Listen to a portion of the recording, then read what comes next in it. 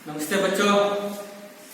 तो आज 10वीं कक्षा के लिए 9वीं पाठ तो ईमानदारों के सम्मेलन में जो इस पाठ के बारे में आज इस कक्षा में जानकारी प्राप्त करेंगे, है ना। तो ईमानदारों के सम्मेलन में पाठ का जो लेखक है हरिशंकर परसाई, है ना। हरिशंकर परसाई, देखिए पहले हरिशंकर परसाई जी का थोड़ा विस्तृत उसके बारे में आज जानकारी प्राप्त करेंगे, है ना। देखिए मेरी किताब में है लेखक परिचय। देखिए कलम को लेखक की तलवार मानने वाले, कलम को लेखक के तलवार मानने वाले श्री हरिशंकर परसाई जी हिंदी साहित्य जगत की एक बेजोड़ निधि है। इनका जन्म मध्य प्रदेश के जमानी गांव में 22 अगस्त 1924 को हुआ था। इनकी प्रमुख रचनाएं हैं हंसते हैं रोते हैं, भूत के पांव पीछे, सदाचार का तावीज, वैष्णव का फिसलन आदि। हिंदी के व्यंग्य साहित्य के विकास में इनका योगदान अद्वितीय है। समझे बच्चों। देखिए हरिशंकर परसाई जी का जो परिचय है, कलम को लेखक की तलवार मानने वाले श्री हरिशंकर परसाई हिंदी साहित्य जगत की एक बेजोड़ निधि है। समझे बच्चों। देखिए हरिशंकर परसाई जी कलम को लेखक की तलवार ऐसे मानने वाले जो लेखकों में वो बहुत अद्वितीय बेजोड़ निधि माने जाते हैं। बड़ी वरना कलम को लेखक की तलवार, कलम ಅಂದ್ರೆ ಲೇಖನಿ ಪೆನ್ನನ್ನ ಒಂದು ಪೆನ್ನನ್ನ ಲೇಖನಿಯನ್ನ ಲೇಖಕರ ಆಯುಧವೆಂದು ತಿಳಿದಿರುವಂತಹ ಒಪ್ಪಿರುವಂತಹ ಲೇಖಕರಲ್ಲಿ ಈ ಹಿಂದಿ ಸಾಹಿತ್ಯ ಜಗತ್ತಲ್ಲಿ ಇವರಿಗೆ ಸರಿಸಮವಾಗಿರ್ತಕ್ಕಂಥ ಅತ್ಯಮೂಲ್ಯವಾಗಿರ್ತಕ್ಕಂಥ ಒಂದು ರತ್ನ ಇದ್ದಾಗೆ ಅಂತ ಕೂಡ ಹೇಳ್ತಾ ಇದ್ದಾರೆ। ಅಂದ್ರೆ ಈ ಪರ್ಸಾಯಿಜಿ ಅವರು ಪೆನ್ನೆ ಹರಿತವಾದ ಖಡ್ಗ ಎಂದು ಕೂಡ ಇವರು ತಿಳ್ಕೊಂಡಿದ್ದಾರೆ। ಅಂದ್ರೆ ಈ ಲೇಖನಿಯ ಬರವಣಿಗೆ ಮೂಲಕ ನಾವು ಎಲ್ಲ ಒಂದು ಸಮಸ್ಯೆಯನ್ನು ನಾವು ಬಗೆಹರಿಸಬಹುದು ಅಂತ ಹೇಳ್ಬಿಟ್ಟು ಅವ್ರು ಹೇಳ್ತಿದ್ದಾರೆ। ಅಂದ್ರೆ ಪೆನ್ನ ಒಂದು ಆಯುಧ ಇದ್ದ ಹಾಗೆ ಅಂತ ಒಪ್ಪಿರ್ತಕ್ಕಂಥ ಸಾಹಿತ್ಯ ಲೋಕದಲ್ಲಿ ಈ ಹರಿಶಂಕರ್ ಪರ್ಸಾಯಿ ಅವರು ಇವರ ಸರಿಸಮಾನವಾಗಿರ್ತಕ್ಕಂಥವ್ರು ಮತ್ತೊಂದಿಲ್ಲ ಅಂತ ಕೂಡ ಹೇಳ್ತಾರೆ। ಅವರಿಗೆ ಬೇಜೋಡ್ ನಿಧಿ ಹೈ, ಇವರಿಗೆ ಸರಿಸಮಾನಿರ್ತಕ್ಕಂಥ ಮತ್ತೊಬ್ಬರಿಲ್ಲ। ಯಾರನ್ನ ಲೇಖನಿಯನ್ನ ಆಯುಧವೆಂದು ತಿಳಿದಿರ್ತಕ್ಕಂಥ ಲೇಖಕರಲ್ಲಿ। ಹಾಗೆ इनका जन्म, ಇವರು ಜನಿಸಿದ್ದು मध्य प्रदेश के जमानी गांव में। देखिए उनका जन्म मध्य प्रदेश के जमानी गांव में 22 अगस्त 1924 को हुआ था। ಜನಿಸಿದ್ದು ಮಧ್ಯಪ್ರದೇಶ ರಾಜ್ಯದ ಜಮಾನಿ ಎಂಬ ಊರಿನಲ್ಲಿ ಅಥವಾ ಹಳ್ಳಿಯಲ್ಲಿ ಆಗಸ್ಟ್ 22ನೇ ತಾರೀಕಿನಂದು, ಮತ್ತೆ ಇಸ್ವಿ 1924 ಆಗಸ್ಟ್ 22ನೇ ತಾರೀಕಿನ ದಿನ ಇವರು ಜನಿಸಿದ್ದಾರೆ। ಎಲ್ಲಿ ಜನಿಸಿದ್ದಾರೆ? ಮಧ್ಯಪ್ರದೇಶದ ಜಮಾನಿ ಎಂಬ ಊರಲ್ಲಿ ಇವರು ಜನಿಸಿದ್ದಾರೆ। ಅಥವಾ ಮಕ್ಕಳೇ परसाई जी का जन्म कब और कहाँ हुआ, तो ऐसे प्रश्न आ गए तो आपको ये उत्तर लिखना पड़ेगा। इनकी प्रमुख रचनाएं है, इवर बरतಕ್ಕಂತ ಪ್ರಮುಖ ಕೃತಿಗಳು ಈ ರೀತಿ ಇವೆ। हंसते हैं रोते हैं, हंसते हैं रोते हैं, भूत के पांव पीछे, भूत के पांव पीछे, सदाचार का तावीज, वैष्णव का विसलन आदि। इवेಲ್ಲ ಬರತಕ್ಕಂತ ಪ್ರಮುಖ ಕೃತಿಗಳು। हिंदी के व्यंग्य साहित्य के विकास में इनका योगदान अद्वितीय है।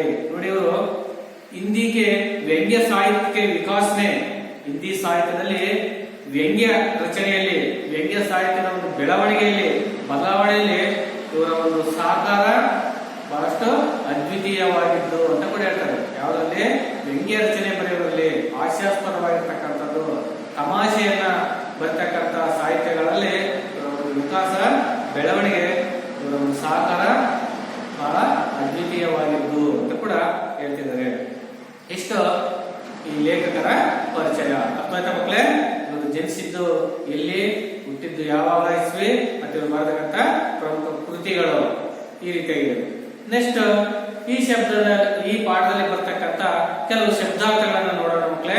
देखिए किताब में है पर्दाफाश ನೋಡಿ.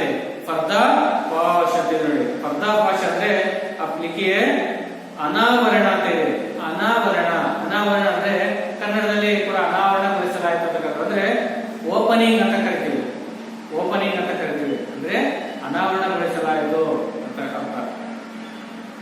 ಬಿಡುಗಡೆಗೊಳಿಸಲಾಯಿತು, ಅನಾವರಣ ಮಾಡಲಾಯಿತು ಅಂತ ಪರ್ದಾಫಾಶ. ಕತಾಯಿ ಅಂತ ಇದೆ ನೋಡಿ. ಹೀಗೆ ಕತಾಯಿ ಅಂದ್ರೆ ಅರ್ಗೀಜ್ ಅಂದ್ರೆ ಕಬೀಬಿ ಅಂದ್ರೆ ಎಂದೆಂದಿಗೂ ಅಥವಾ ಯಾವಾಗಲೂ. ನೆಕ್ಸ್ಟ್ ಅಲ್ಫಿಯಾ ಅಂತ ಇದೆ ನೋಡಿ ಮಕ್ಕಳೇ. ಅಲ್ಫಿಯಾ ಅಂದ್ರೆ ಕಸಂಸೆ ಅಂದ್ರೆ ಆಣೆ ಅಂತ ಬರುತ್ತೆ. ಕಸಂಸೆ ಅಂದ್ರೆ ಆಣೆ ಅಂತ ಕೂಡ ಬರುತ್ತೆ. ಕಸಂಸೆ ಅಂದ್ರೆ ಆಣೆ. ತಕ್ಲೀಫ್ ಅಂದ್ರೆ ಕಷ್ಟ ಅಥವಾ ತೊಂದರೆ. ಶಾನದಾರ್ ಅಂದ್ರೆ ವೈಭವ್ ನೋಡಿ. ಶಾನದಾರ್ ಅಂದ್ರೆ ವೈಭವ್ ನೋಡಿ. ಇಮಾನ್ದಾರ್ ಅಂದ್ರೆ ಪ್ರಾಮಾಣಿಕ. ठीक है, ईमानदारों के सम्मेलन में ಅಂದ್ರೆ ಪ್ರಾಮಾಣಿಕರ ಸಭೆಯಲ್ಲಿ. ಸಮ್ಮೇಳನ ಅಂದ್ರೆ ಸಭೆಯಲ್ಲಿ ಅಥವಾ ಸಮಾರಂಭದಲ್ಲಿ ಅಂತ ಅರ್ಥ ಬರ್ತದೆ. Okay, very good. ನೆಕ್ಸ್ಟ್ ನೋಡಿ, ಅಪೋಸಿಟ್ ಬೇ ಇಮಾನ್ದಾರ್ ಅಪ್ರಾಮಾಣಿಕತೆ ಅಥವಾ ಅಪ್ರಾಮಾಣಿಕ. ಇಮಾನ್ದಾರ್ ಪ್ರಾಮಾಣಿಕ, ಇದರ ವಿರುದ್ಧ ಪದ ಬೇ ಇಮಾನ್ ಮತ್ತೆ ಆ ಇಮಾನ್ದಾರ ಅಂತಾರೆ. ಇಮಾನ್ದಾರ್ ಬೇ ಇಮಾನ್ದಾರ್ ಅಪ್ರಾಮಾಣಿಕತೆ. ಶಾನದಾರ್ ವೈಭವ್. ಚಸ್ಮಾ ಅಂದ್ರೆ ಐನಕ್ ಅಂತ ಕರಿತೀವಿ. ಇದೆ ಐನಕ್ ಅಂದ್ರೆ ಕನ್ನಡಕ, ಇನ್ನೊಂದು ಅರ್ಥ ಚಾಲೀಸ್ ಅಂತ ಕೂಡ ಕರಿತೀವಿ. ಹರ್ಗೀಸ್ ಖಂಡಿತವಾಗಿಯೂ ಅಥವಾ ಯಾವಾಗಲೂ, ಎಂದೆಂದಿಗೂ. ನೆಕ್ಸ್ಟ್ ಅರಾರತ್ ಅಂದ್ರೆ ಅಲ್ಕಟ್ ಜ್ವರ, ಕಡಿಮೆ ಜ್ವರ. ಗನಿಮತ್ ಸಂತೋಷದ ವಿಚಾರ. और देखिए कागजात ಅಂದ್ರೆ ಕಾಗದ ಪತ್ರ. ಇತ್ಮಿನಾನ್ ಅಂದ್ರೆ ಭರೋಸಾ ಅಥವಾ ವಿಶ್ವಾಸ. ಅವರು ಸಿರಹಾನ ಅಂದ್ರೆ ತಕಿಯ ತಲೆದಿಂಬು. ಸಿರಹಾನ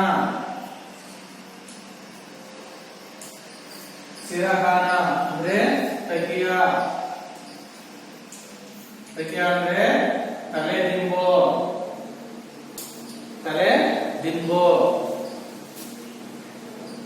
देखिए इस तरह जो इस पाठ में कुछ शब्दार्थ है और इस किताब में और ज्यादा शब्दार्थ है जो पाठ पढ़ते वक्त उसका अर्थ मैं समझ सकता हूँ.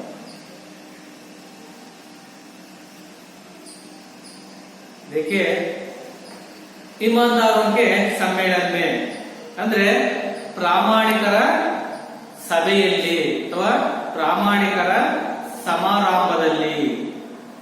देखिए इस पाठ का जो आशय क्या है, देखिए प्रस्तुत व्यंग्य रचना में एक सामाजिक असंगति की ओर संकेत किया गया है.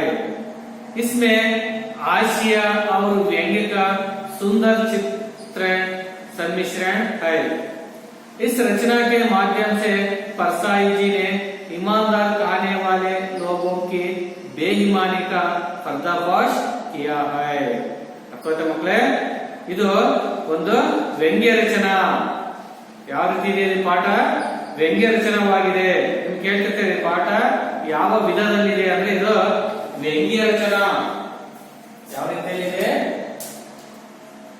ವ್ಯಂಗ್ಯ ರಚನಾ. ಒಂದು ವ್ಯಂಗ್ಯ ರಚನವಾಗಿದೆ, ಹಾಸ್ಯಾಸ್ಪದವಾಗಿರ್ತಕ್ಕಂಥ ರಚನೆಯಾಗಿದೆ, ಪಾಠವಾಗಿದೆ. ಅರ್ಥ ಆಯ್ತಾ ಮಕ್ಕಳೇ?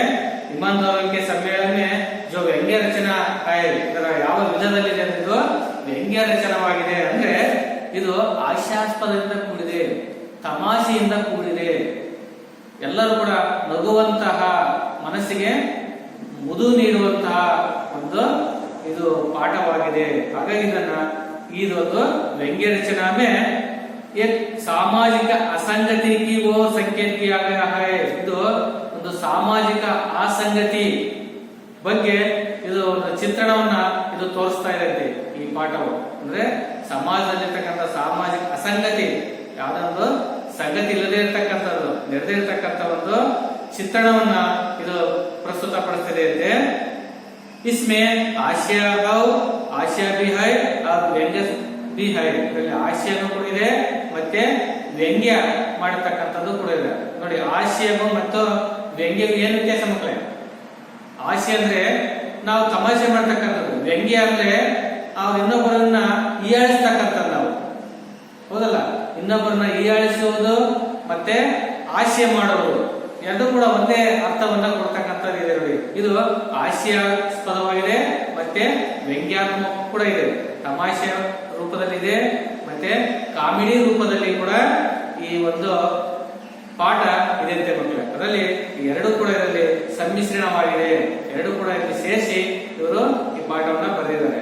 ಯಾರು? ಹರಿಶಂಕರ್ परसाई जी ಅವರು. ಅರ್ಥವಾಯ್ತಾ? इस रचना के माध्यम से परसाई जी ने ईमानदार कहने वाले लोगों की बेईमानी का पर्दाफाश किया है. ನೋಡಿ, ಈ ರಚನೆಯ ಮೂಲಕ परसाई जी ಅವರು ಏನನ್ನ ತೋರ್ಸಕ್ಕೆ ಹೊರಟಿದಾರಪ್ಪ ಅಂದ್ರೆ, ಏನನ್ನ ಬಿಂಬಿಸಕ್ಕೆ ಹೊರಟಿದಾರೆ ಅಂದ್ರೆ, ನಮ್ಮ ಓದಿರ್ತಕ್ಕಂಥವರಿಗೆ ईमानदार कहने वाले लोगों की, ಯಾರು ಪ್ರಾಮಾಣಿಕರು ಅಂತ ಕರೆಸಿಕೊಳ್ತಿರ್ತಕ್ಕಂಥ ವ್ಯಕ್ತಿಗಳಲ್ಲಿ ಬೇಯಿಮಾನಿಕ ಪರ್ದಾಫಾಶ್ ಕಿಯಾ ಹೈ, ಅವರಲ್ಲಿ ಅಪ್ರಾಮಾಣಿಕತೆ ಅನ್ನೋದನ್ನ ಇಲ್ಲಿ ಪ್ರತಿಬಿಂಬಿಸಿದ್ದಾರೆ. ಅಂದ್ರೆ ಯಾರು ನಾನು ಇಮಾನ್ದಾರರು, ನಾನು ಪ್ರಾಮಾಣಿಕರು ಎಂಬತಕ್ಕಂಥ ವ್ಯಕ್ತಿಗಳಲ್ಲಿ ಅವರಲ್ಲೇ ಕೂಡ ಏನೋ ಅಪ್ರಾಮಾಣಿಕತೆಯನ್ನ ಇಲ್ಲಿ ತೋರಿಸಲು ಅವರು ಹೊರಟಿದ್ದಾರೆ. ಅರ್ಥವಾಯ್ತಾ? ಈ ರೀತಿ ಕೂಡ ಹಾಸ್ಯಾಸ್ಪದವಾಗಿ ವ್ಯಂಗ್ಯಾತ್ಮಕವಾಗಿ ಈ ಒಂದು ಪಾಠವು ಇದೆ. ಈಗ ಪಾಠವನ್ನ ಶುರು ಮಾಡೋಣ. ನೀವು ತಮ್ಮಲ್ಲಿರ್ತಕ್ಕಂಥ ಪುಸ್ತಕವನ್ನ ನೀವು ಗಮನವಿಟ್ಟು ಕೇಳಿ. ನಾವು ಇದನ್ನು ಓದ್ತಾ ಹೋಗ್ತೇನೆ, ನೀವು ಗಮನವಿಟ್ಟು ಅದನ್ನ ಆಲಿಸಿ. देखिए, मैंने कतई ऐसा कुछ नहीं किया, मैंने कतई ऐसे कुछ नहीं किया जिसे ईमानदार माना जाओ. ना जाने उन्हें कैसे यह भ्रम हो गया कि मैं ईमानदार हूं. मुझे पत्र मिला, हम लोग इस शहर में ईमानदार सम्मेलन कर रहे हैं. आप देश के प्रसिद्ध ईमानदार हैं. हमारी प्रार्थना है कि आप इस सम्मेलन का उद्घाटन करें. हम आपको आने जाने का पहले दर्जे का किराया देंगे तथा आवास, भोजन आदि की उत्तम व्यवस्था करेंगे. आपके आगमन से ईमानदारों तथा उदीयमान ईमानदारों के बड़ी प्रेरणा मिलेगी. मैं गया, लेकिन हल्फिया कहता हूं कि ईमानदारी के लिए नहीं गया. ईमान से मुझे कुछ लेना देना नहीं है. मैं यह हिसाब लगाकर गया कि दूसरे दर्जे में जाऊंगा और पहले का किराया लूंगा. इस तरह ये 150 रुपए बचेंगे. यह बेईमानी कहलाएगी, पर उन लोगों ने मुझे राष्ट्रीय स्तर का ईमानदार माना ही क्यों. स्टेशन पर मेरा खूब स्वागत हुआ. लगभग 10 बड़ी फूल मालाएं पहनाई गई. सोचा आसपास आसपास कोई माली होता तो फूल माले भी बेच लेता। मुझे होटल के एक बड़े कमरे में ठहराया गया। मेरे कमरे के बाएं और सामने 2 हॉल थे, जिनमें लगभग 30-35 प्रतिनिधि ठहरे थे। मेरे 2 ईमानदार साथी भी मेरे ही कमरे में आ गए। मैंने सोचा ताला लगाया जाएगा तो इन्हें तकलीफ होगी। मैंने ताला नहीं लगाया। उद्घाटन शानदार हुआ। मैंने लगभग 1 घंटे तक भाषण दिया। लोग जा चुके थे। मैं था मुख्य अतिथि। मुझसे लोग बातें कर रहे थे। मैं चलने लगा तो चप्पल पहनने गया। देखा मेरी चप्पलें गायब थी। नहीं और अच्छी चप्पलें थी। अब वहां एक जोड़ी फटी पुरानी चप्पलें बची थी। मैंने उन्हें ही पहन लिया। यह बात फैल गई कि मेरी नई चप्पलें कोई पहन गया। एक ईमानदार डेलीगेट मेरे कमरे में आए, कहने लगे, क्या आपकी चप्पलें कोई पहन गया? मैंने कहा, हाँ, इतने बड़े जलसे में चप्पलों के अदल बदले हो ही जाती है। फिर मैंने ध्यान से देखा, उनके पांवों में मेरी ही चप्पलें थी। वह भी मेरी चप्पलें देख रहे थे। वे बहुत करके उनकी ही थी, पर वह बेहिचक मुझे समझाने लगे, देखिए चप्पल एक जगह नहीं उतारनी चाहिए। एक चप्पलें यहाँ उतारिए तो दूसरे 10 फीट दूर, तब चप्पलें चोरी नहीं होती। एक ही जगह जोड़ी होगी तो कोई भी पहन लेगा। मैंने ऐसे ही किया था। मैं देख रहा था कि वह मेरी ही चप्पलें पहने हैं और मुझे समझ रहे हैं। मैंने कहा, कोई बात नहीं, सुबह दूसरी खरीद लूंगा। आपकी चप्पलें नहीं गई, यह गनीमत है। फिर मैंने देखा कि एक बिस्तर की चादर गायब है। मैंने आयोजना कर्ताओं से कहा तो उन्होंने जवाब दिया, होटल वालों ने धुलाने को भेज दी होगी, दूसरी आ जाएगी। पर दूसरी आई नहीं। दूसरे दिन गोष्ठियां शुरू हो गई। रात को गोष्ठियां से लौटा, देखा कि 2 चादरें गायब है, तीनों चली गई। दूसरे दिन बैठक में जाने के लिए धूप का चश्मा खोजने लगा तो नहीं मिला। शाम को तो था। मैंने 1-2 लोगों से कहा तो बात फैल गई है। यहाँ तक बस।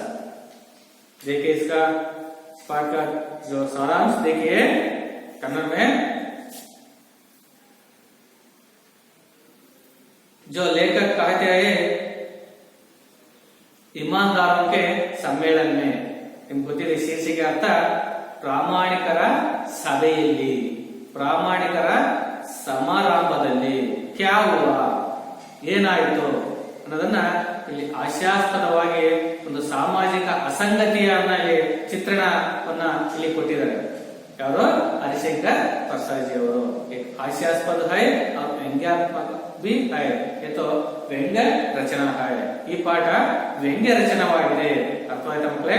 देखिए, मैंने कतई ऐसे कुछ नहीं किया जिससे ईमानदार माना जाओ. ना जाने उन्हें कैसे यह भ्रम हो गया कि मैं ईमानदार हूँ. लेखकರಲ್ಲಿ ಹೇಳ್ತಿದ್ದಾರೆ, मैंने कतई ऐसे कुछ नहीं किया. मैंने नानो कभी भी ऐसे कुछ काम नहीं किया है. ನಾನು ಎಂದಿಗೂ ಕೂಡ ಅಂತ ಮಹಾನ್ ಗಹನ್ ಕೆಲಸವನ್ನ ನಾನು ಮಾಡಿಲ್ಲ. ಮಹಾನ್ ಕೆಲಸವನ್ನೇನು ನಾನು ಮಾಡಿಲ್ಲ. ದೊಡ್ಡದೇನು ಕೆಲಸವನ್ನ ನಾನೇನು ನಿರ್ವಹಿಸಿಲ್ಲ. ನಾನೇನು ಮಾಡಿಲ್ಲ. ऐसे कुछ नहीं किया है. ऐसे महान कार्यों को कामों को मैं नहीं किया है. क्योंकि जिससे ईमानदार माना जाओ. क्यों हमको ईमानदार ऐसे माना है? ಯಾಕೆ ನನ್ನನ್ನ ಇಮಾನ್ದಾರ್ ಅಂತ ಹೇಳಿ ಒಪ್ಕೊಂಡಿದ್ದಾರೆ? प्रामाणिक ऑनेस्ट पर्सन ಅಂತ क्यों माना जाता है? मैंने अच्छी तरह से ऐसे जो काम तो मैं नहीं किया था, ನಾನು ಎಲ್ಲಿ ಕೂಡ ಅಂತ ಮಹಾನ್ ಪ್ರಾಮಾಣಿಕವಾಗಿರತಕ್ಕಂತ ಕೆಲಸವನ್ನ ಜನ ಮೆಚ್ಚುವಂತ ಕೆಲಸ ಇಲ್ಲಿ ಕೂಡ ನಾನು ನಿರ್ವಹಿಸಿಲ್ಲ. ऐसे जो लेखक कहते हैं ಅಂತ ಲೇಖಕರಲ್ಲಿ ಹೇಳ್ತಿದ್ದಾರೆ. कौन लेखक? हरिशंकर परसाई जी. समझ गए बच्चों?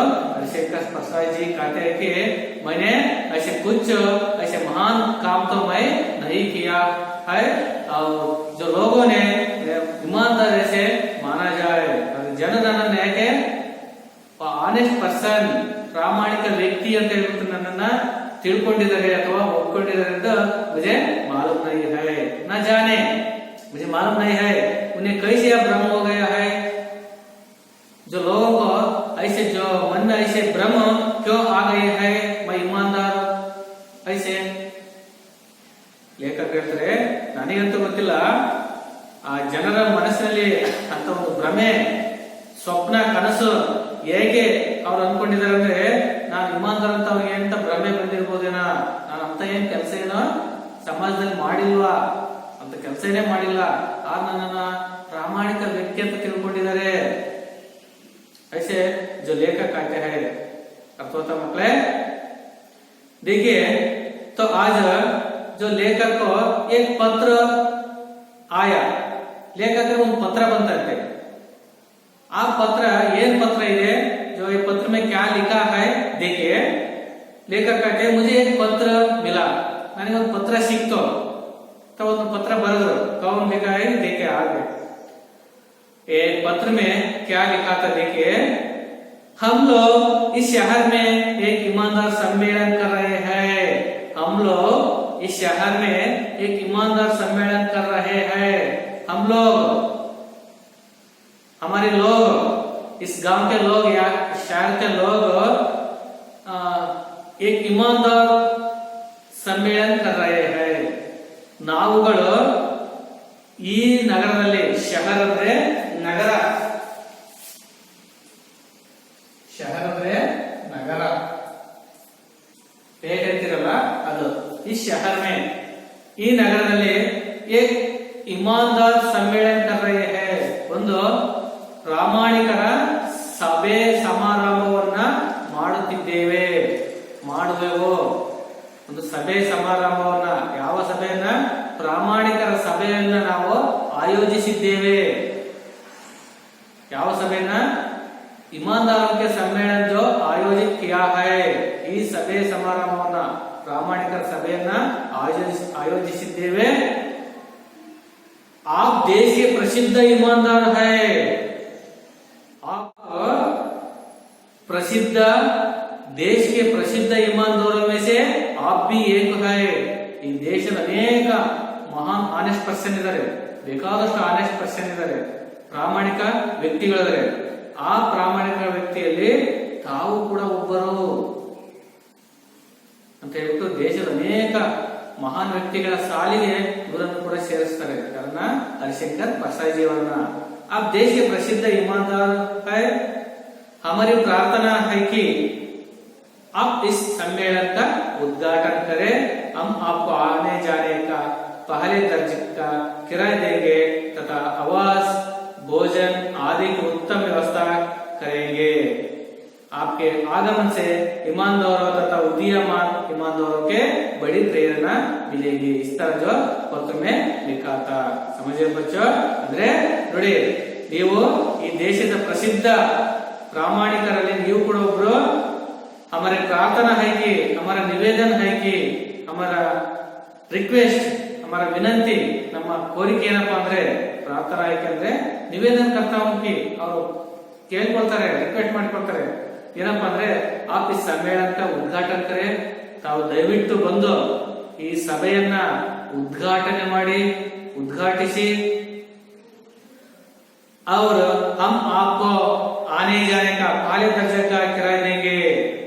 ಹಾಗಾಗಿ ನಾವು ತಮಗೆ ಬಂದು ಹೋಗುವ ಆನೆ ಜಾನಕ ಅಂದ್ರೆ ನೀವು ನಿಮ್ಮೂರಿನಿಂದ ಈ ನಮ್ಮ ನಗರಕ್ಕೆ ಬಂದು ಹೋಗುವಂತಹ ಪಹಲೆ ದರ್ಜೆ ಕಾ ಕಿರಾಯ, ಮೊದಲನೆಯ ದರ್ಜೆಯ, ಪ್ರಥಮ ದರ್ಜೆಯ ಒಂದು ಭತ್ಯೆಯನ್ನ ಅಥವಾ ಬಾಡಿಗೆಯನ್ನ ಅಥವಾ ಬಸ್ ಚಾರ್ಜ್ ಅಂತ ಕರಿತೀವಿ ನಾವು. ಕಿರಾಯ ಅಂದ್ರೆ ರೆಂಟ್ ಅಂತ ಕರಿತೀವಿ, ಅಥವಾ ಭತ್ಯೆ ಅಥವಾ ಬಾಡಿಗೆ ಅಥವಾ ನಾವು ಬಸ್ ಚಾರ್ಜ್ ಅಂತ ತಿಳ್ಕೊಳ್ಳಿ. ನಿಮಗೆ ಮೊದಲನೇ ದರ್ಜೆಯ ರೈಲ್ವೆ ಟಿಕೆಟಿನ ಮೊದಲನೇ ದರ್ಜೆಯ ಒಂದು ಹಣವನ್ನ ನಿಮ್ಗೆ ಕೊಡ್ತೇವೆ. उसके साथ साथ आप रहने के लिए ಸುವ್ಯವಸ್ಥಿತವಾಗಿರ್ತಕ್ಕಂಥ जो आवास ಇಲ್ಲಿ ಬಂದು ನೀವು ಉಳಿದುಕೊಳ್ಳತಕ್ಕಂತಕ್ಕೆ ಒಂದು ಆವಾಸ್ ಒಂದು ವಸತಿಯನ್ನ ಕಲ್ಪಿಸಿಕೊಡ್ತೀವಿ. उसके साथ अच्छा भोजन की ಮತ್ತೆ ಭೋಜನದ ಒಂದು ವ್ಯವಸ್ಥೆಯನ್ನ ಇನ್ನ ಆದಿಗೆ ಉತ್ತಮ ವ್ಯವಸ್ಥೆ ಕರೆಗೆ ಇನ್ನು ಮುಂತಾಗಿರ್ತಕ್ಕಂಥ ಒಂದು ಒಳ್ಳೆಯ ಉತ್ತಮವಾಗಿರ್ತಕ್ಕಂಥ ಒಂದು ವ್ಯವಸ್ಥೆಯನ್ನ ತಮಗೆ ಕಲ್ಪಿಸಿಕೊಡ್ತೀವಿ. इसलिए आप आकर ईमानदारों का जो सम्मेलन को आप उद्घाटन करें, ऐसे जो निवेदन करता है ಈ ರೀತಿ ಕೂಡ ಅವರು ರಿಕ್ವೆಸ್ಟ್ ಮಾಡಿಕೊಡ್ತಿದ್ದಾರೆ. ಅವರು आपके ಆಗಮನ से ನೋಡಿ ನೀವು ಬರುವುದರಿಂದ ಇಮಾನ್ದಾರು ಅಂದ್ರೆ ಪ್ರಾಮಾಣಿಕರು ಮತ್ತು ತಥಾ ಉದೀಯಮಾನ ಮುಂದಿನ ಪೀಳಿಗೆಯ ಯಾರು ನಾನು ಕೂಡ ಪ್ರಾಮಾಣಿಕವಾಗಿರ್ಬೇಕು ಅನ್ನೋ ಮುಂದಿನ ಪೀಳಿಗೆಯ ಯುವಕರಿಗೂ ಕೂಡ ಇಮಾನ್ದಾರು ಕಿ ಬಡಿ ಪ್ರೇರಣಾ ಮಿಲೆಗೆ ಮುಂದಿನ ಪೀಳಿಗೆಯ ವ್ಯಕ್ತಿಗಳಿಗೆ ಯುವಕರಿಗೆ ನೀವು ಕೂಡ ಒಂದು ಸ್ಫೂರ್ತಿದಾಯಕವಾಗ್ತೀರಿ ಮತ್ತೆ ಅವ್ರಿಗೆ ಕೂಡ ಪ್ರೇರಣೆ ಸಿಗುತ್ತೆ. ಹಾಗಾಗಿ ನೀವು ಬನ್ನಿ ಅಂತ ಹೇಳ್ಬಿಟ್ಟು ಪತ್ರದಲ್ಲಿ ಈ ರೀತಿ ಕೂಡ ಬರೆದಿತ್ತು. ಅರ್ಥವಾಯ್ತಾ ಮಕ್ಕಳೇ? आपके जो प्रश्न है पत्र में क्या लिखा था ಅವಾಗ ನೀವು ಇದನ್ನ ಉತ್ತರವನ್ನ ಬರೆಯಬೇಕಾಗುತ್ತೆ. जो अंडरलाइन कीजिए बच्चों. देखिए आगे ये पत्र देखकर और पढ़कर लेखक जी ने कहा है मैं गया ಅದನ್ನೆಲ್ಲ ಓದ್ಕೊಂಡ್ಬಿಟ್ಟು ಅವರು ಅರ್ಥ ಮಾಡ್ಕೊಂಡ್ಬಿಟ್ಟು ಲೇಖಕರು ಹೇಳ್ತಿದ್ದಾರೆ ಮೈ ಗಯಾ ನಾನು ಓದೆ.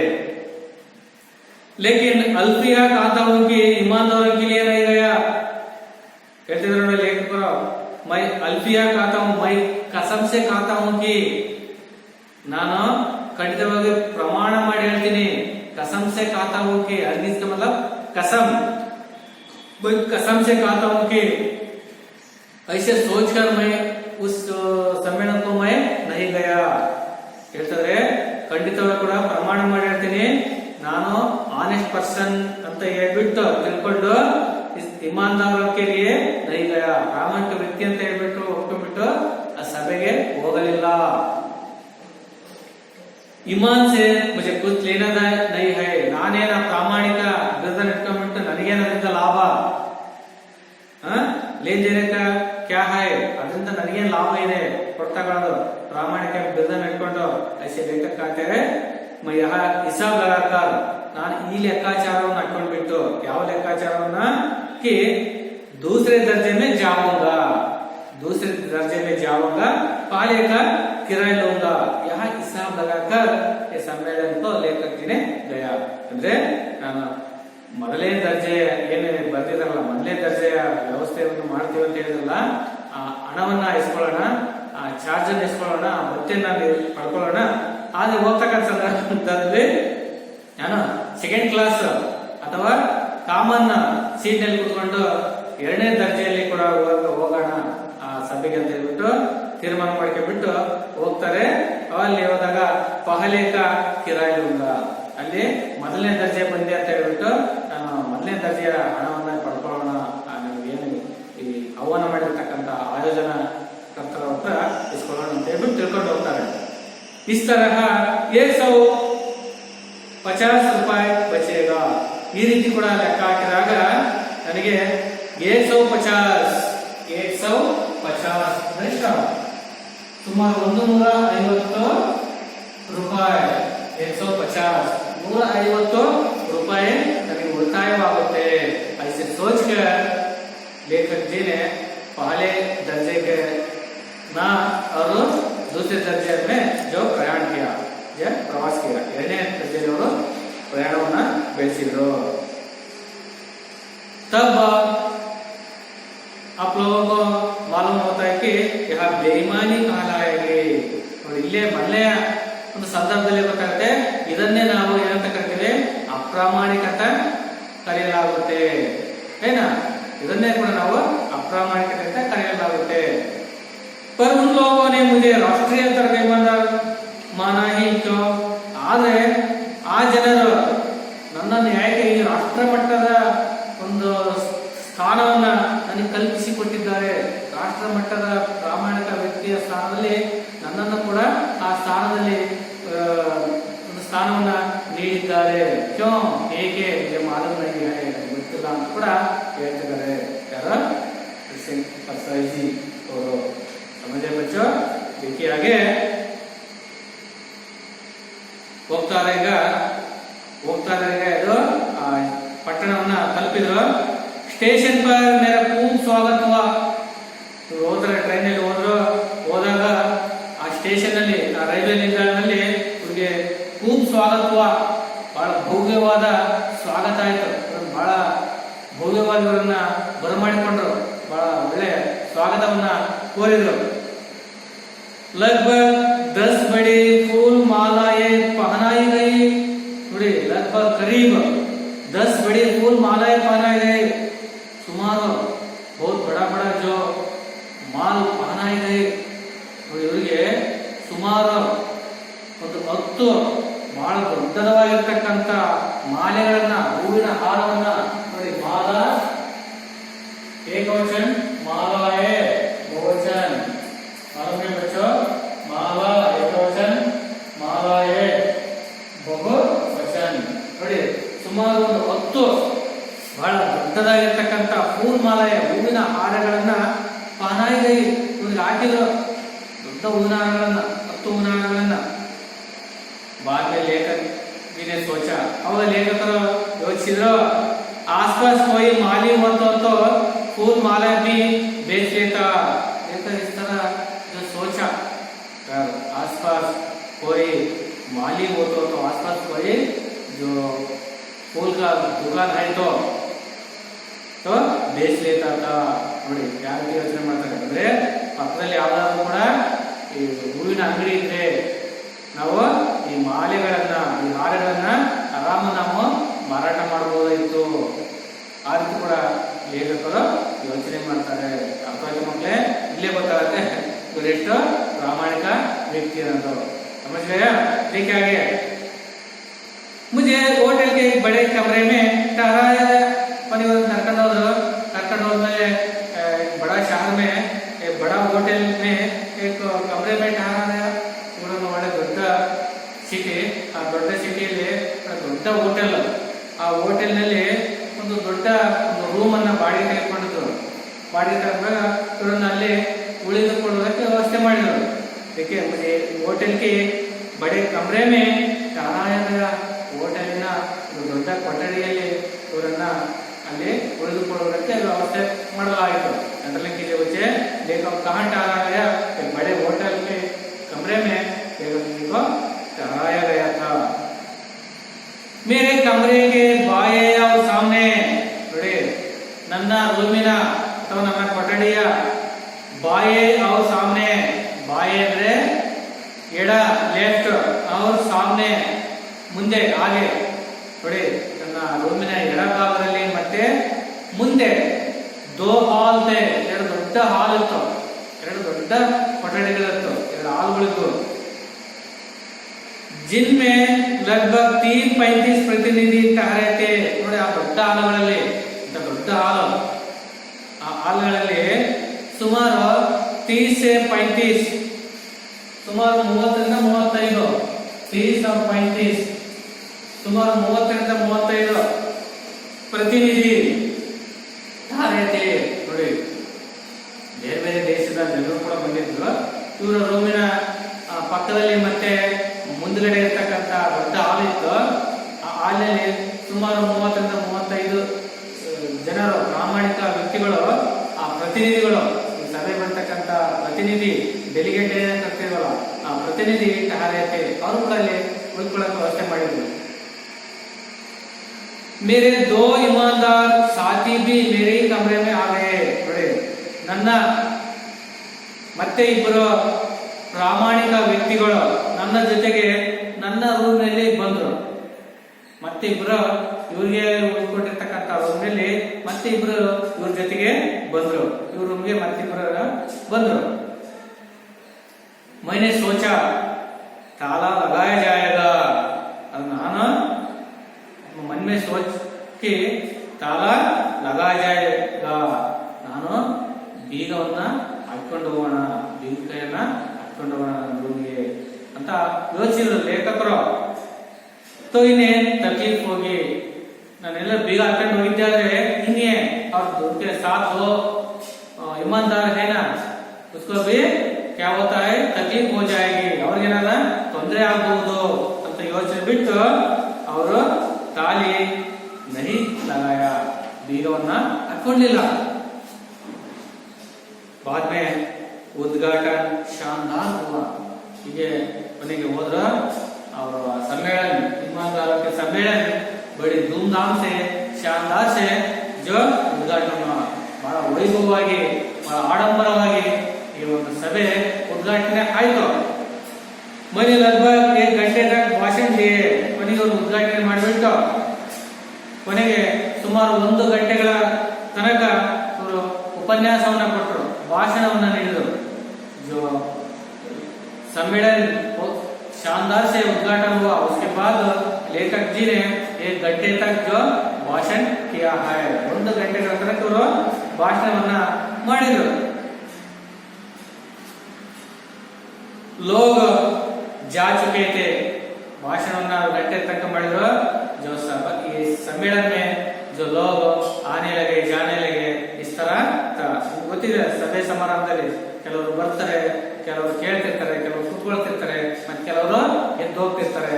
इस तरह जो चित्रण यहाँ पर था, ಈ ರೀತಿ ಚಿತ್ರಣ ಇತ್ತಲ್ಲಿ ಆ ಸಭೆಯಲ್ಲಿ ನೋಡಿ. लोग जा चुके थे, ಜನರೆಲ್ಲ ಹೋಗ್ತಾ ಇದ್ರು. ಮೈತ ಮುಖ್ಯ ಅತಿಥಿ, ನಾನು ಮುಖ್ಯ ಅತಿಥಿಯ ರೂಪದಲ್ಲಿ ಆ ಸ್ಟೇಜ್ ಮೇಲೆ ಇದ್ದೆ. ಮುझसे लोग बातें कर रहे थे, ಇನ್ನುಳಿರ್ತಕ್ಕಂಥ ನನ್ನ ಪಾಠವನ್ನು ಕೇಳ್ಬಿಟ್ಟು ಇನ್ನುಳಿರ್ತಕ್ಕಂಥ ಜನರು ನನ್ನನ್ನ ಮಾತಾಡಿಸ್ಕೊಳ್ತಾ ಇದ್ರು. ನನ್ನನ್ನು ಭೇಟಿ ಮಾಡಿಬಿಟ್ಟು ನನ್ನ ವಿಚಾರಗಳನ್ನ ತಿಳಿಸ್ಕೊಳ್ಳೋಕೆ ನನ್ನನ್ನ ಮಾತಾಡ್ತಾ ಇದ್ರು. ನೀವು ನೋಡಿ, ಯಾವ್ದಾದ್ರೆ ಸಭೆ ಇದ್ದಾಗ ಯಾರು ಚೆನ್ನಾಗಿ ಭಾಷಣವನ್ನು ಮಾಡಿದಾಗ ನೀವು ಕೂಡ ಅವರನ್ನ ಭಾಷಣ ಚೆನ್ನಾಗಿತ್ತು, ನಿಮ್ಮ ಅಡ್ರೆಸ್ ಏನು, ನಿಮ್ಮ ಬಯೋಗ್ರಫಿ ಕೊಡಿ, ನಿಮ್ಮ ಅಡ್ರೆಸ್ ಕೊಡಿ, ಮತ್ತೆ ಫೋನ್ ನಂಬರ್ ಕೊಡಿ ಅಂತ ಕೇಳ್ತಿರ್ತಿಲ್ಲ. ಹಾಗೆ ಇವ್ರಲ್ಲ ಸ್ಟೇಜ್ ಮೇಲೆ ಈ ಲೇಖಕರವನ್ನ ವಿಚಾರವನ್ನ ತಿಳ್ಕೊಳ್ತಾ ಇದ್ರು ಜನರು. ಬಾತೆ ಕರ್ ರಹೆ ಥೆ, ಮೈ ಚಲ್ನೆ ಲಗಾ, ಎಲ್ಲ ಮುಗಿಸಾದ್ಮೇಲೆ ಮೈ ಚಲ್ನೆ ಲಗಾ, ನಾನು ಓದಕ್ಕೆ ಸಿದ್ಧನಾದೆ. ತೋ ಚಪ್ಪಲ್ ಪಹನನೆ ಗಯಾ, ನಾನು ಚಪ್ಪಲಿಯನ್ನ ಹಾಕೊಳ್ಳೋದಕ್ಕೆ ಹೋದೆ. ದೇಖ, ನೋಡ್ದೆ, ಮೇರಿ ಚಪ್ಪಲೆ ಗಾಯಬ್ ಥಿ, ನೋಡ್ತಾರೆ ಮಟ್ಟ ಮಲ್ಲಾಗೆ ಇರ್ತಕ್ಕಂಥ ಚಪ್ಪಲೆ ಅವು ಗಾಯಬ್ ಥಿ, ಅವೆಲ್ಲ ಯಾರು ಕೂಡ ಕಳು ಮಾಡಿದ್ರು. ಯಾವ್ದನ್ನ ಮೊದಲು ಲೇಖಕರ ಚಪ್ಪಲೆ ಗಾಯಬ್ ಥಿ ನೋಡಿ. ಚಪ್ಪಲೆ ಮೊದಲೇ ಕೂಡ ಏನಾಗಿದ್ದು, ಕಳೆದು ಹೋಗಿದ್ದು ನೋಡಿ. ಮೊಟ್ಟ ಮೊದಲನೆಯ ವಸ್ತು ಕಳೆದಿರ್ತಕ್ಕಂಥ ಯಾವುದು, ಚಪ್ಪಲೆ. ಅರ್ಥ ಮಾಡ್ಕೊಳ್ಳಿ, ಇವರು ಚಪ್ಪಲೆಯನ್ನು ಕೂಡ ಯಾರ ಹೊತ್ಕೊಂಡು ಹೋಗ್ಬಿಟ್ಟಿದ್ದಾರೆ. देखिए कितना व्यंग्यात्मक है. पहले ये तो ईमानदारों के सम्मेलन का जो सभा है ना, जो इस सभा में इस तरह जो चोरी होते हैं तो कितना हास्यास्पद विचार है ना बच्चों. देखिए कहने लगे, देखिए मुझसे लोग मेरी चप्पलें गायब थी नहीं और अच्छी चप्पलें थी. ಪಾಪ ಇವರು ಸಭೆ ಅಂತ ಹೇಳ್ಬಿಟ್ಟು ಒಳ್ಳೆ ಹೊಸ ಚಪ್ಪಲಿಗಳನ್ನ ಹಾಕೊಂಡು ಬಂದಿದ್ದಾರೆ. अब वहाँ एक जोड़ी फटी पुरानी चप्पली बची थी. ನೋಡಿ, ಅಲ್ಲಿ ಒಂದು ಒಳ್ಳೆಯ ಹರಿದ ಇರತಕ್ಕಂಥ ಹಳೆಯ ಹರಿದ ಚಪ್ಪಲಿಗಳನ್ನ ಆ ಸ್ಥಳದಲ್ಲಿ ಬಿಟ್ಟಿದ್ದಾರೆ. ಇವ್ರು ಲೇಖಕರ ಹೊಸ ಚಪ್ಪಲಿಗಳನ್ನ ಯಾರು ಹಾಕೊಂಡು ಹೋಗ್ಬಿಡಿದ್ದಾರೆ.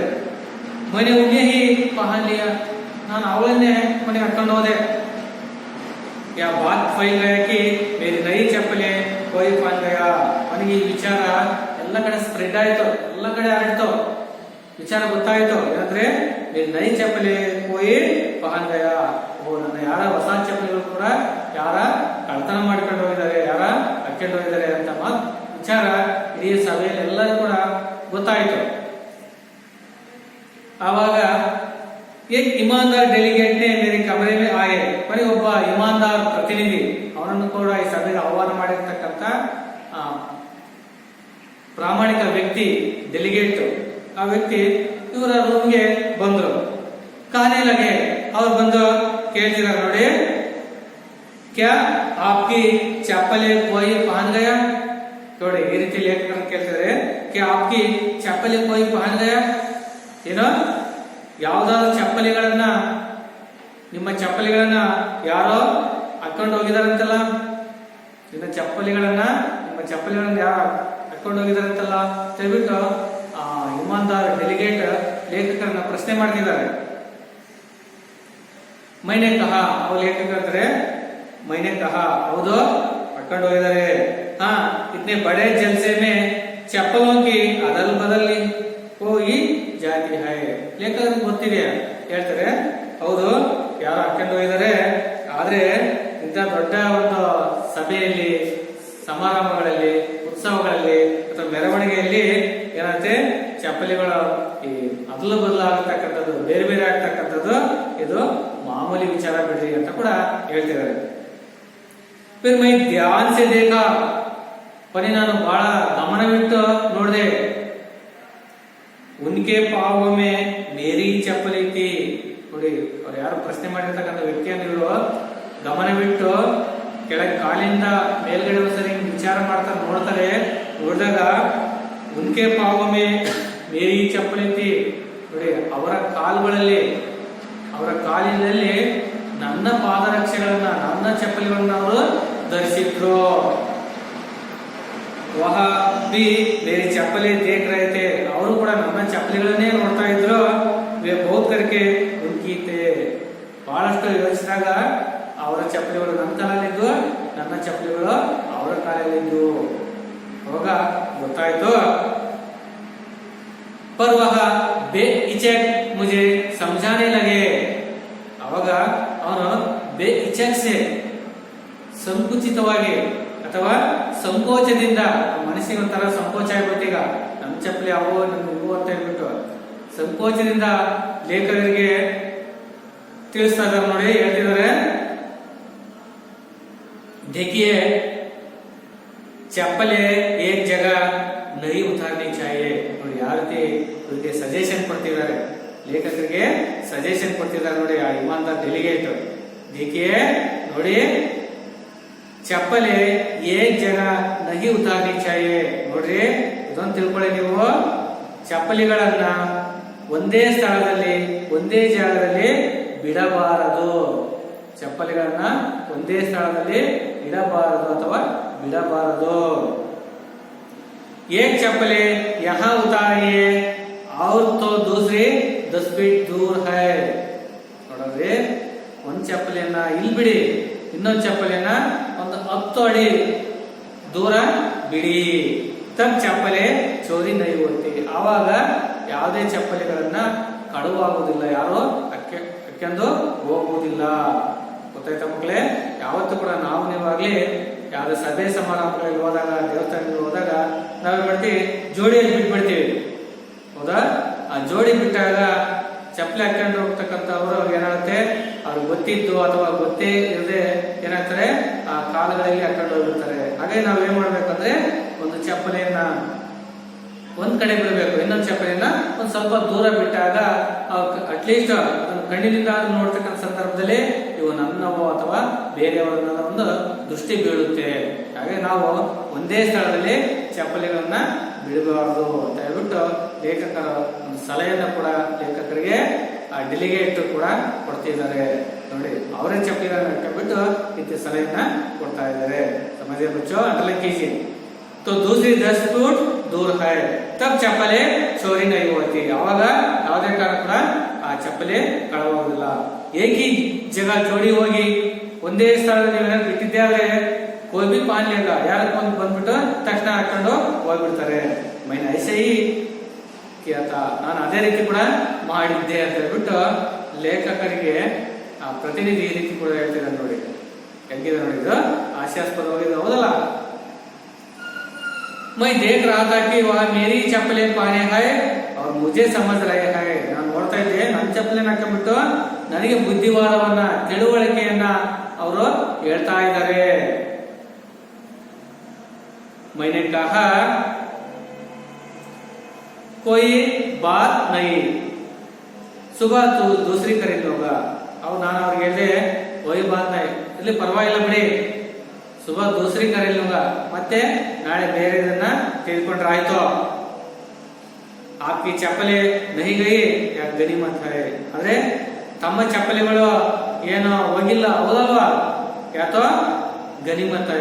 ಇದು ನನಗೆ ಒಳ್ಳೆ ವಿಚಾರಗಳು, ಸಂತೋಷದ ವಿಚಾರ ಆಯ್ತು, ಖುಷಿ ಆಯ್ತು ಬಿಡಿ. ನಿನ್ ಚಪ್ಪಲಿ ಹೋಗಿರ್ತಾನೆ, ನನ್ನ ಚಪ್ಪಲಿ ಹೋಗಿರೋ, ಹೌದಲ್ಲ, ಹಾಗಾಗಿ ನಿನ್ ಚಪ್ಪಲಿ ಕರೆಕ್ಟ್ ಇದಾವ, ಖುಷಿ ಆಯ್ತು ಬಿಡಿ, ಸಂತೋಷ ಆಯ್ತು ಅಂತ ಕೂಡ ಲೇಖಕರು ಹೇಳ್ತಿದ್ದಾರೆ. फिर मैंने देखा कि एक बिस्तर की चादर गायब है. ಮತ್ತೆ ನೋಡ್ತಾರೆ, ರೂಮ್ ನಲ್ಲಿ ಬಂದಾಗ ನೋಡ್ತಾರೆ ಬಿಸ್ತರ್ ಕಿ ಚಾದರ್ ಗಾಯಬ್ ಹೈ, ಅವ್ರ ಹಾಸಿಗೆ ಮೇಲೆ ಇರ್ತಕ್ಕಂತ ಚಾದರ್, ಚಾದರ್ ಅಂದ್ರೆ ಬೆಡ್ಶೀಟ್, ಚಾದರ್ ಮತ್ತೆ ಚಾದರ್ ಕೂಡ ಕಳೆದಾಯ್ತು, ಚಪ್ಪಲಿ ಕಳ್ಕೊಂಡ್ರು. ನೆಕ್ಸ್ಟ್ ಬಿಸ್ತರ್ ಕಿ ಜೋ ಚಾದರ್, ಬಿಸ್ತರ್ ಅಂದ್ರೆ ಅವರ ಹಾಸಿಗೆ ಮೇಲೆ ಹಾಸುವಂತಹ ಜಿಮ್ಖಾನ ಅಥವಾ ಬೆಡ್ಶೀಟ್, ಅದಕ್ಕೆ ನಾವು ಚಾದರ್ ಅಂತ ಕರಿತೀವಿ. ಆ ಚಾದರನ್ನ ಕೂಡ ಯಾರು ಎತ್ಕೊಂಡು ಹೋಗ್ಬಿಟ್ಟಿದ್ದಾರೆ. मैंने आयोजनकर्ताओं से कहा, लेखक जी कहते हैं आयोजकर्ताओं को बुलवाकर कहते हैं, ಅವ್ರನ್ನ ಕರೆದ್ಬಿಟ್ಟು ಕೇಳ್ತಾರೆ, ಯಾರು ಈ ಸಭೆಯನ್ನ ಆಯೋಜನೆ ಮಾಡಿರ್ತಕ್ಕಂತ ಆ ಕಾರ್ಯಕರ್ತರನ್ನ ಕರೆದ್ಬಿಟ್ಟು ಕಹ ಹೇಳಿದ್ರಂತೆ ನೋಡಿ. तो उन्होंने जवाब दिया, ಕೇಳಿದಾಗ ಅವರು ಜವಾಬ್ ಕೊಟ್ರು, ಉತ್ತರ ಕೊಟ್ರು. ಹೋಟೆಲ್ वालों ने दुल्हने को भेज दी होगी. ಇಲ್ಲ, ಹೋಟೆಲ್ನವರು, ಈ ಹೋಟೆಲ್ನವರು ಅದನ್ನ ದುಲಾನೆಗೆ ಅಂದ್ರೆ ತೊಳೆಯಲು, ನಿಮ್ಮ ಚಾದರನ್ನ ತೊಳೆಯಲು ಅಥವಾ ಕ್ಲೀನ್ ಮಾಡುವುದಕ್ಕಾಗಿ ಬೇದಿಗೈ ಹೋಗಿ ಅದನ್ನ ಕಳಿಸಿಕೊಡ್ಬೋದೇನ, ಕೊಟ್ಟಿರ್ಬೋದೇನ. ದೂಸರಿ ಆಜಾಗಿ ಬೇರೆದು ಬರ್ಬೋದು, ಅವ್ರು ಎತ್ಕೊಂಡು ಹೋಗಿದ್ದಾರೆ. ದೂಸರಿ ಆಯಿ ನೈ ಆಗ್ಲೇ ನೋಡ್ತಾರೆ, ಒಂದಿನ ಬರಂಗಿಲ್ಲ, 2 ದಿನ ಕೂಡ ಬರಂಗಿಲ್ಲ. दूसरे दिन गोष्ठियां शुरू हो गई है. ಮತ್ತೆ ಮಾರನೇ ದಿನ ಮತ್ತೆ ಸಭೆ ಪ್ರಾರಂಭ ಆಯಿತು. रात को गोष्ठियों से लौटा, ಮತ್ತೆ ರಾತ್ರಿ ಆಯ್ತು, ಆ ಗೋಷ್ಠಿ ಆ ಸಭೆಯನ್ನ ಮುಗಿಸ್ಬಿಟ್ಟು ವಾಪಸ್ ಬಂದ್ರು. देखा कि 2 ಚಾದರೇ ಗಾಯಬ್, ಮತ್ತೆ ಬಂದಿರ್ತಕ್ಕಂಥ, ಮತ್ತೆ ಕೊಟ್ಟಿರ್ತಕ್ಕಂಥ ಚಾದರೆ, ಮತ್ತೆ ನೋಡ್ತಕ್ಕಂಥ ಬೆಡ್ಶೀಟ್ಗಳು ಎಲ್ಲ ಕೂಡ ಮಾಯ ಬಿಡಿದಾವೆ, ಮತ್ತೆ ಕೂಡ ಎತ್ಕೊಂಡು ಹೋಗ್ಬಿಡಿದಾವೆ. 3 ಚಲಿ ಗೈ, ಮತ್ತೆ ಇದ್ದಿರ್ತಕ್ಕಂಥ ಆ 2 ಕೂಡ ಎತ್ಕೊಂಡು ಹೋಗ್ಬಿಡಿದ್ರೆ ಕೊನೆಗೆ 3 ಕೂಡ ಎತ್ಕೊಂಡು ಹೋಗ್ಬಿಡಿದಾರೆ. ಮೊದಲು ಬಿಸ್ತಾರ್ ಮೇಲೆ, ಹಾಸಿಗೆ ಮೇಲೆ ಹಾಸಿರ್ತಕ್ಕಂಥ ಚಾದರ ಎತ್ಕೊಂಡು ಹೋಗಿದ್ದು, ಮತ್ತೆ ಇವರು ಮೇಲೆ ಧರಿಸುವಂತ, ಮೇಲೆ ಹೊತ್ಕೊಳ್ಳುವಂತಹ ಆ ಚಾದರ ಕೂಡ ಕೊನೆಗೆ 3 ಕೂಡ ಎತ್ಕೊಂಡು ಹೋಗ್ಬಿಡಿದ್ದಾರೆ. मैंने 1-2 लोगों से कहा, मैंने 1-2 लोगों से कहा, ನಾನು ಮತ್ತೆ ಇನ್ನುಳಿರ್ತಕ್ಕಂಥ ಜನರನ್ನ ಕೇಳಿದೆ. तो बात फैल गई, ಆ ವಿಚಾರ ಎಲ್ಲ ಕಡೆ ಆಡಿತು. इस समय बगल के कमरे में हल्ला हुआ. ಇದೇ ಸಂದರ್ಭದಲ್ಲಿ बगल के कमरे में, बाजू के कमरे में, बगल ಅಂದ್ರೆ ಪಕ್ಕದಲ್ಲಿ, ಅದೇ ರೂಮಿನ ಪಕ್ಕದಲ್ಲಿ ಇರ್ತಕ್ಕಂಥ ಕಮರೆಯಿಂದ, ಆ ಕೊಠಡಿಯಿಂದ ಅಲ್ಲಾಹುವ ಗಲಾಟೆ ಆಗಿ ಬಂತು, ಗಲಾಟೆ ಶುರುವಾಯ್ತು, ಜಗಳ ಆಯ್ತು, ಶಬ್ದ ಬಂತು. ಏನು ನೋಡಿ, ಅರೆ ಮೇರೆ ಬ್ರೀಫ್ ಕೇಸ್ ಕಹಾ ಚಲಾ ಗಯಾ, ಅಯ್ಯೋ ನನ್ನ ಸೂಟ್ ಕೇಸ್, ಬ್ರೀಫ್ ಕೇಸ್ ಅಂದ್ರೆ ಸೂಟ್ ಕೇಸ್, ಏನೋ ಅಂಡರ್ಲೈನ್ ಮಾಡ್ಕೊಳ್ಳಿ, ಬ್ರೀಫ್ ಕೇಸ್ ಕಹಾ ಗಯಾ, ನಮ್ಮ ಸೂಟ್ ಕೇಸ್ ಎಲ್ಲೋಯ್ತು, ಏತೋ ರಕಾತ, ಇಲ್ಲೇ ಕೂಡ ನಾನು ಇಟ್ಟಿದ್ದೆ. मैंने पूछा उसमें पैसा तो नहीं थे. ನಾನು ಕೇಳಿದೆ, ಏನಪ್ಪ ಅದರಲ್ಲಿ ದುಡ್ಡು ಗಿಡ್ಡು ಏನಾರು ಇಟ್ಟಿದ್ರೆ, ಹಣ ಏನಾರು ಇಟ್ಟಿದ್ಯಾ? ಜವಾಬಿಲ್ಲ, पैसे तो नहीं थे, ಇಲ್ಲ ಅದು ದುಡ್ಡು ಗಿಡ್ಡು ರೊಕ್ಕ ಏನೋ ಇಟ್ಟಿದ್ದಿಲ್ಲ.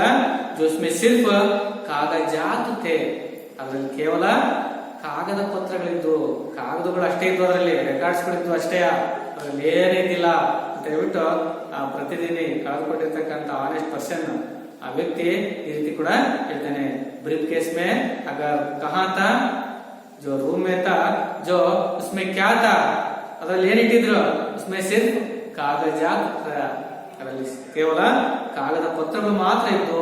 ಅಂಡರ್ಲೈನ್ ಮಾಡ್ಕೊಳ್ಳಿ. ಕ್ವಶನ್ ಇದೆ, ಬ್ರೀಫ್ ಕೇಸ್ ಮೇ ಕ್ಯಾ ತಾ, ಬ್ರೀಫ್ ಕೇಸ್ ನಲ್ಲಿ ಏನಿತ್ತು, ಬ್ರೀಫ್ ಕೇಸ್ ಮೇ ಜೋ ಪೈಸೆ ನಹೀ ತಾ ಸಿರ್ಫ್ ಕಾಗಜಾತ್ ಥೇ, ಅದರಲ್ಲಿ ಕೇವಲ ಕಾಗದ ಪತ್ರಗಳಿದ್ದವು. ಅರ್ಥ ಆಯ್ತಾ ಮಕ್ಕಳೇ? ಅಂಡರ್ಲೈನ್ ಮಾಡ್ಕೊಳ್ಳಿ. ಕ್ವಶನ್ ಕೇಳತಕ್ಕಂತ ಸಂಭವ ಇರುತ್ತೆ. ಸೂಟ್ ಕೇಸ್ ನಲ್ಲಿ ಏನಿತ್ತು ಅಂತ ಪ್ರಶ್ನೆ ಬಂದಾಗ ಅದರಲ್ಲಿ ಕೇವಲ ಲೆಕ್ಕಪತ್ರಗಳು ಅಥವಾ ಕಾಗದ ಪತ್ರಗಳಿದ್ದವು. ಅದರಲ್ಲಿ ಹಿಂದಿ ನಾವು ಕಾಗಜಾತ್ ಥೇ ಕೂಡ ಬರಬೇಕಾಗುತ್ತೆ. ಮೈನೆ ಕಹಾ ತೋ ಮಿಲ್ ಜಾಯೇಗಾ, ಅಗರ್ ಲೇಖಕರೇ ಓ ಹಾಗಾದ್ರೆ ಸಿಗಬಹುದು, ಹಾಗಾದ್ರೆ ಏನಾಗುತ್ತೆ, ಸಿಗಬಹುದು. मैं बिना धूप का चश्मा लगाए बैठक में पहुंचा. ನೋಡಿ, ಒಂದ್ ದಿವಸ ಲೇಖಕರು ಹೇಳ್ತಾರೆ, ಬಿನಾ ಧೂಪ್ ಕಾ ಚಶ್ಮಾ ಲಗಾಯೆ ಬೈಠಕ್ ಮೇ ಪಹುಂಚ. ಒಂದ್ ದಿವಸ ಇವರು ಬಹಳ ಬಿಸಿಲಿದೆ, ಅಲ್ಲಿ ಧೂಪ್ ಕಾ ಚಶ್ಮಾ ಅಂದ್ರೆ ಬಿಸಿಲಿನ ಸಂದರ್ಭದಲ್ಲಿ ಹಾಕ್ತಕ್ಕಂತ ಚಶ್ಮಾ ಅಂದ್ರೆ ಕನ್ನಡಕ. ಬಿಸಿಲಿನ ಕಾಲದಲ್ಲಿ ಹಾಕತಕ್ಕಂತ ನಾವೇನಂತ ಕರಿತೀವಿ, ಕೂಲಿಂಗ್ ಗ್ಲಾಸ್ ಅಂತ ಕರಿತೀವಿ, ಹೌದಲ್ಲ? ಕೂಲ್ ಆಗಿರ್ತಕ್ಕಂಥದ್ದು. ಆ ಬಿಸಿಲಿನ ಸಂದರ್ಭದಲ್ಲಿ ಆಗ್ತಕ್ಕಂಥ ಕನ್ನಡಕವನ್ನ ಬಿನಾ ಹಾಕೊಳ್ಳದಲ್ಲೇ ಇವರು ಆ ಬೈಠಕ್, ಆ ಸಭೆಗೆ ಅವತ್ತು ತಲುಪಿದ್ರು. ಕನ್ನಡಕ ಹಾಕೊಳ್ಳದಲ್ಲೇ ಸೀದಾ ಆ ಸಭೆಗೆ ಹೋದ್ರು. ಬೈಠಕ್ ಮೇ 15 ಮಿನಿಟ್ ಚಾಯ್ ಕಿ ಚುಟ್ಟಿ ಹುಯಿ.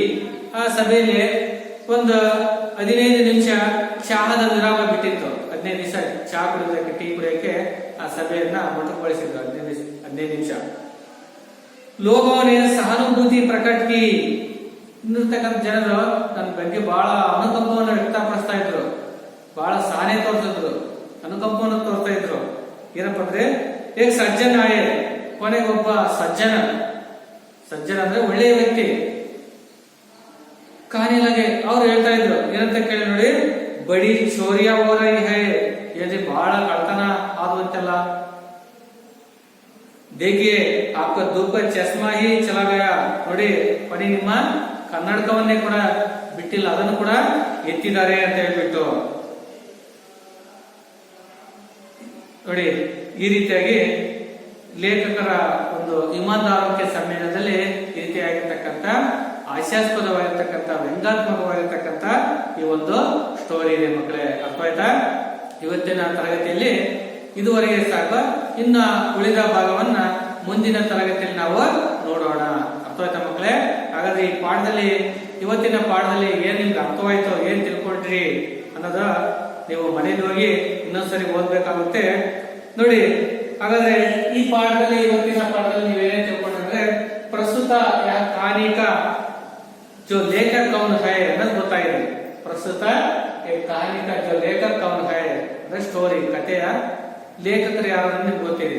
ಅಥವಾ ಮಕ್ಕಳೇ, इस कहानी का जो लेखक हरिशंकर परसाई जी है ना, और लेखक दूसरे दर्जे में क्यों सफर करना चाहते थे. लेखक जी ने दूसरा दर्जे में सफर करने के क्यों चाहते थे?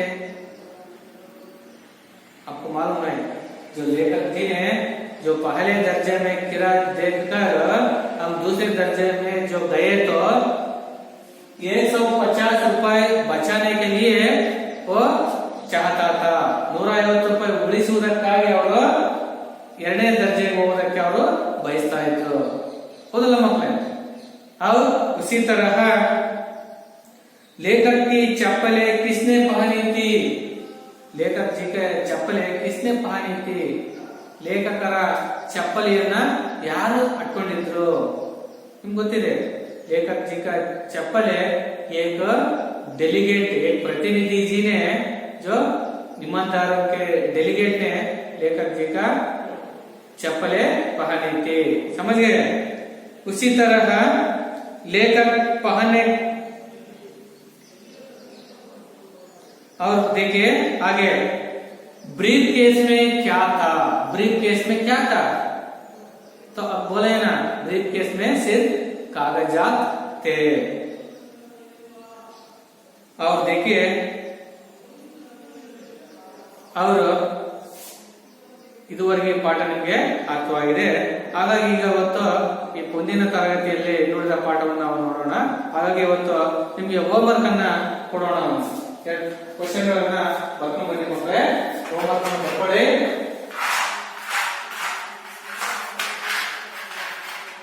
ಹೋಮ್ವರ್ಕ್ ಬರ್ಕೊಳ್ಳಿ.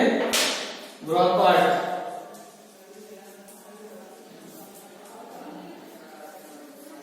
क्वेश्चन नंबर 1 पकड़े।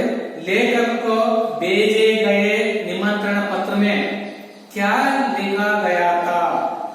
लेखक को भेजे गए निमंत्रण पत्र में क्या पत्र में आह्वान पत्रिಕೆಯಲ್ಲಿ क्या लिखा गया था? आपको मालूम है ಲೇಖಕರಿಗೆ ಬರೆದಿದ್ದ ಪತ್ರದಲ್ಲಿ ಏನು ಪತ್ರವನ್ನ ಬರೆದಿತ್ತು ಗೊತ್ತಿದೆಯಲ್ಲ.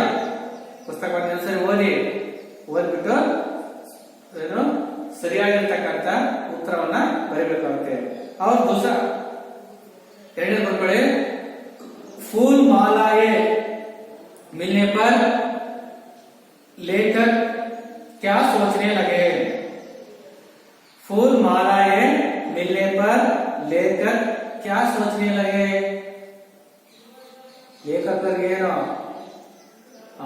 ರೈಲ್ವೆ ನಿಲ್ದಾಣದಲ್ಲಿ ಭವ್ಯವಾಗಿರ್ತಕ್ಕಂಥ ಸ್ವಾಗತ ಆಯ್ತು. ಆ ಸ್ವಾಗತ ಆದಾಗ ಅವ್ರಿಗೇನು ಆಹಾರ ಪುರಾಯಿಗಳನ್ನೆಲ್ಲ ಹಾಕಿದ್ರು.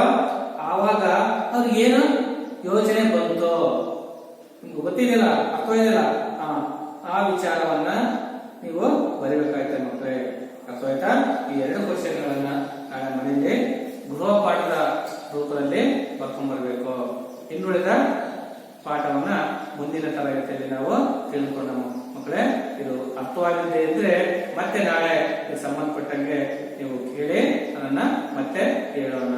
ಇವತ್ತಿನ ಪಾಠ ಇಲ್ಲಿಗೆ ಮುಕ್ತಾಯವಾಗುತ್ತೆ. ಧನ್ಯವಾದಗಳು.